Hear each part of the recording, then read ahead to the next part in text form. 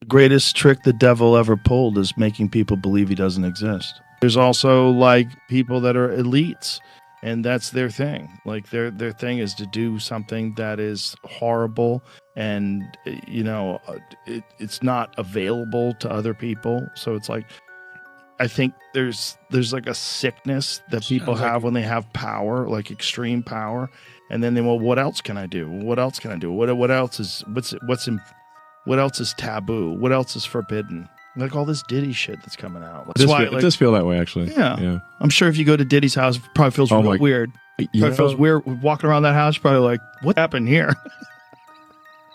Yeah. I bet there's some memories in that house. Sounds rough, man. Well, it's just amazing how many people in the Diddy party list that are supporting Kamala. Too. Yeah, seriously. It's like insane. Publicly, openly, all in. Yes. It's like J-Lo was like his ex-girlfriend. and it's like now deciding she's like warning people against Trump. I'm like, well, wait a second. So how many people did she warn against Diddy? Right. Oh, 0. Okay. Right. Well, maybe we shouldn't trust her opinion. Did you see the Babylon Bees take on it? Did you see the Babylon Bees? Babylon Bees awesome, but oh my God, they're so on fire because the left can't say anything. Well, the Onion has been crippled. Well, the problem is that like find that post. The woke ideology makes like humor illegal. Yes. So when like there's so many humor no-fly zones, right? You can't make fun of anything. Yeah.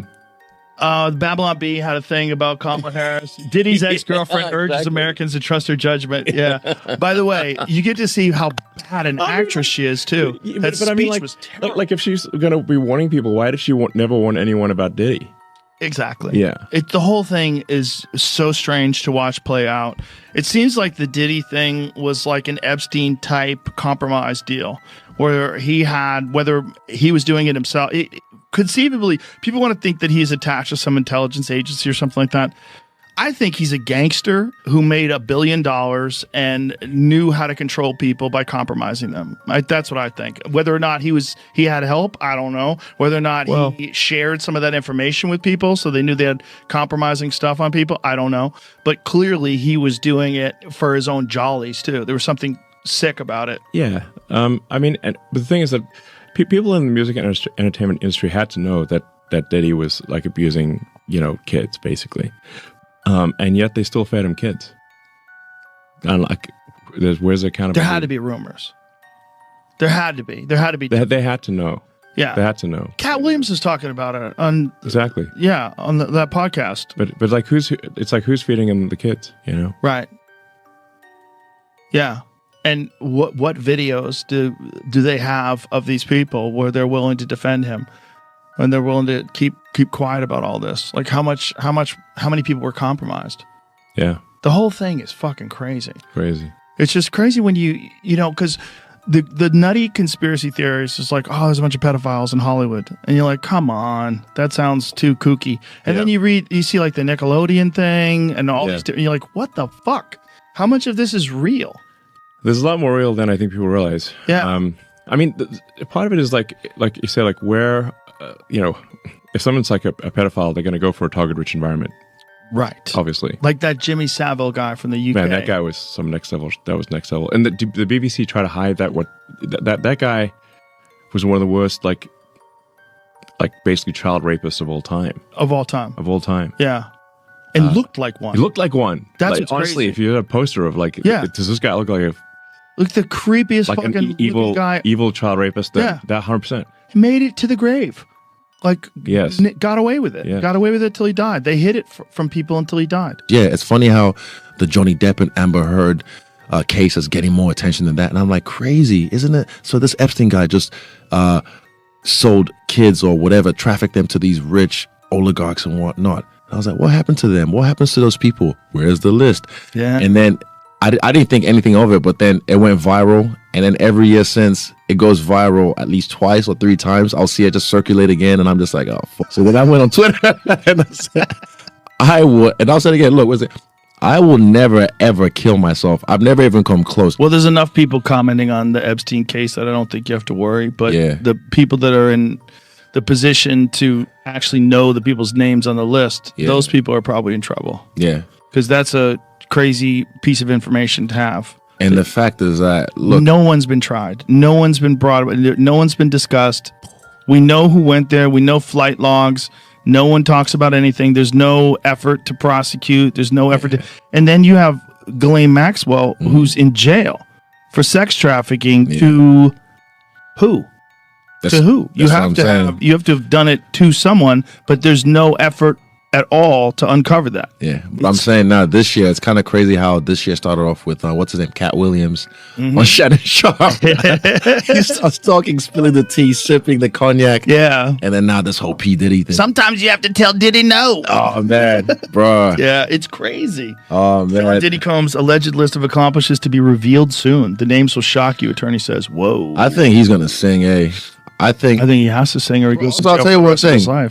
God protects me. I'm so glad God protects me because, look, if I got invited to the white party, I'd have gone. Especially if you didn't know. Of course, no one knew. No one right. knew. If you don't know, you're just a celebrity, and you know, oh, Jennifer Lopez is going to be there. Oh, Rick Ross is going to be there. Everyone's going to be there. And that would be a cool place. I want to meet those people. Facts. And I just want to be there having fun, partying. But then they start to, apparently, they said they were using, I'm going to guess it's like ketamine because they said horse tranquilizer. And they're putting in people's drinks in the champagne and then getting them all loose. Yeah. I'll tell you a secret. It's just us two, right? Yeah.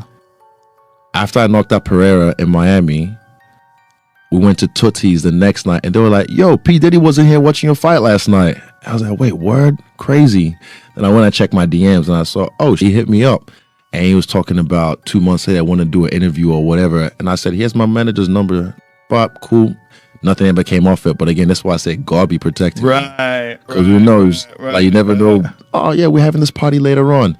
Yeah, that's cool. All right, cool. And then they start to like, you know, you find some chick, you pull on you, and then boom. Oh, how was that 15-year-old? Like, wait, what? Right. And you're filmed. Yeah. I heard about that. Yeah. He had apparently, allegedly, cameras all over the house and 100,000 bottles of baby oil. Yeah. What? Nobody's that ashy, bro.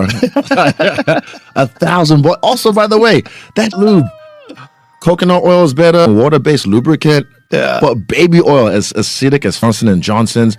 Like, that's demonic, bro. Like, why would you use baby oil? Even if you're dude, you probably started out with it. That's all the bottles. Nah, that's AI. That's gotta be AI. That's gotta be AI. I don't know if it's AI. I think that's real.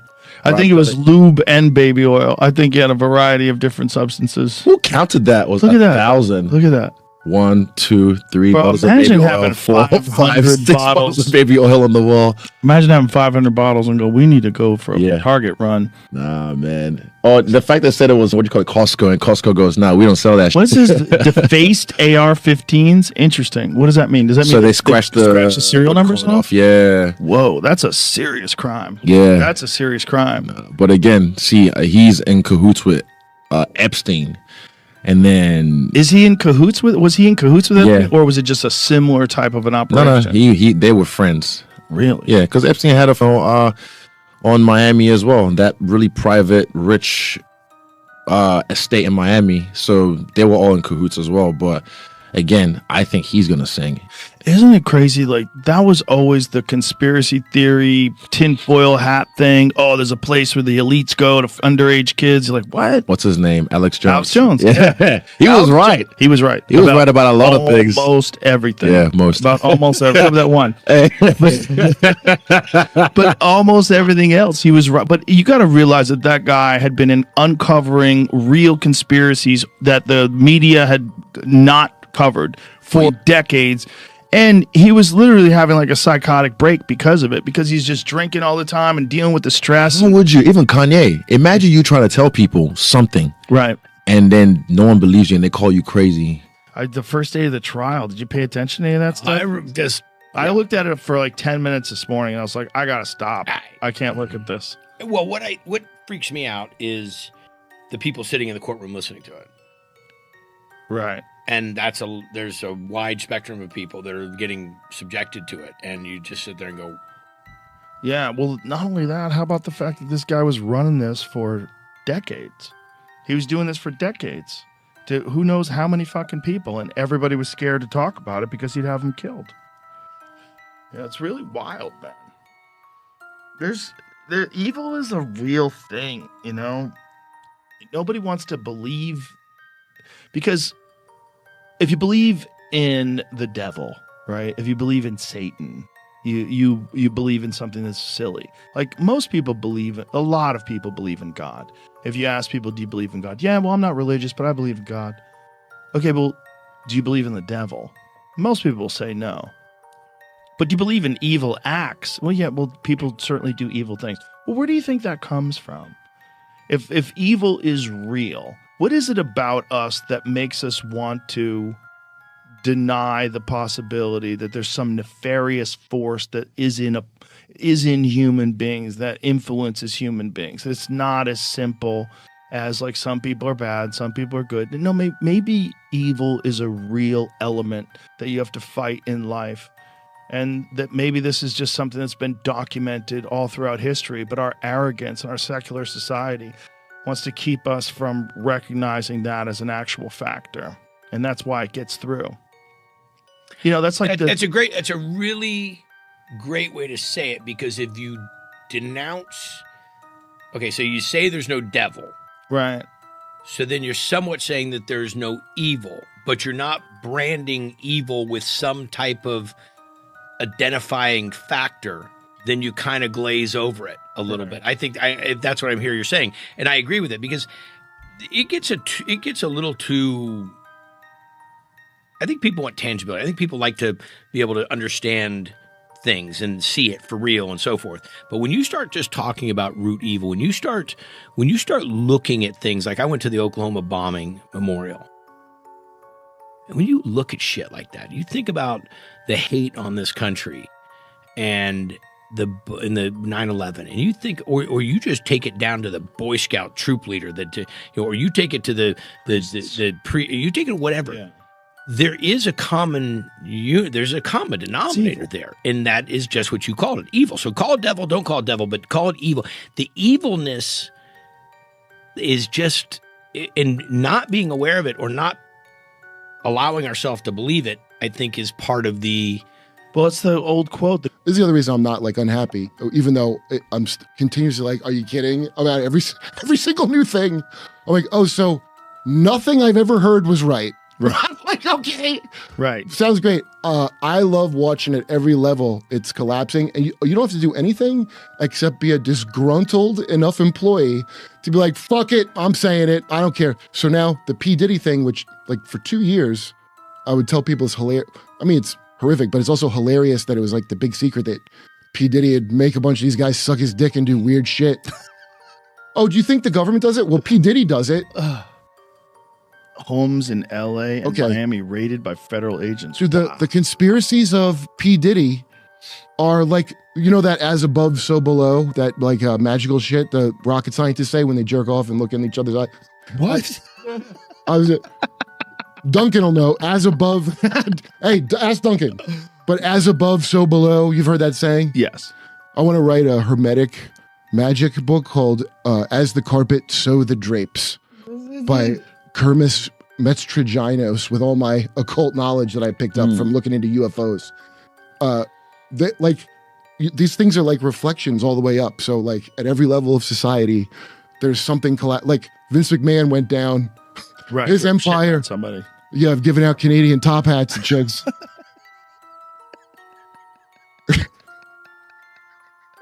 At every level, there's something. I want to joke about it on stage, but people like, you know, nobody follows all the same things anymore. So it's hard to, the things I want to make references about, there's like no common culture anymore of like, we all saw this.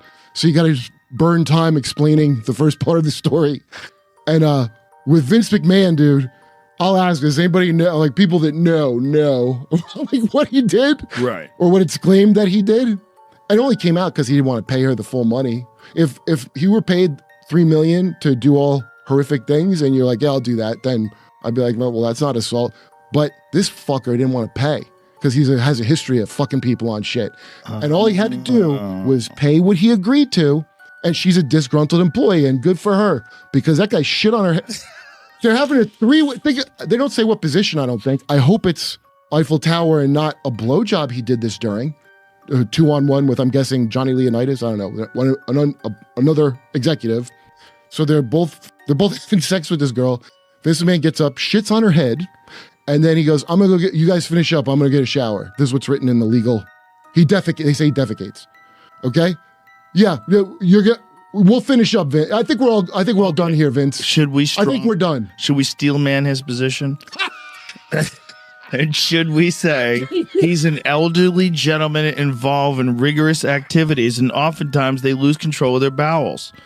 Is the reason why Depends is associated with old people. Well, that's a fair. If I was his lawyer, I would say Vince is a wonderful man who respects women, but he's got bad bowels. Well, Joe, that's a great steel man, but I would just say respectfully, the part where he goes, I'm in a shower, you guys finish up. Right there is where I break with the idea that he just lost control. Well, he didn't want the party to be over just because he can't control his bowels. It seems very considerate of him. You guys finish up. I'm in a shower. I'm sorry. Yeah, you get a shower. The party. You go get a 30-minute shower, Vince. I'll sit here with this chick. Imagine having sex with someone else's shit on their hair while you're having sex. No, it's a party foul for sure. Smelling this guy's shit, literally where your face is. But I'll finish up. Oh, well, hey, Miss, you want to finish up? You with the? That's so insane. You with the Stone Cold Steamer that you got? Oh, maybe we'll just chat about nicknames. There's nothing for this crazier depraved act that you just did than the depravity of shitting on people with feces. Okay, this is it. One example of McMahon's extreme depravity. May 9th, 2020, he defecated on Miss Grant during a threesome and then commanded her to continue pleasuring his friend with feces in her hair running down her back while McMahon went to the bathroom. Wait, I didn't see this part. Wait, I didn't see this part. Upon his return from the bathroom, McMahon and his friend actively resumed the three. She didn't get in and hose off? You showered and went back and started the girl whose head and back you shit on. Whoa. Why get a shower? Oh my God. So she didn't shower? He got showered and she stayed. Oh my God.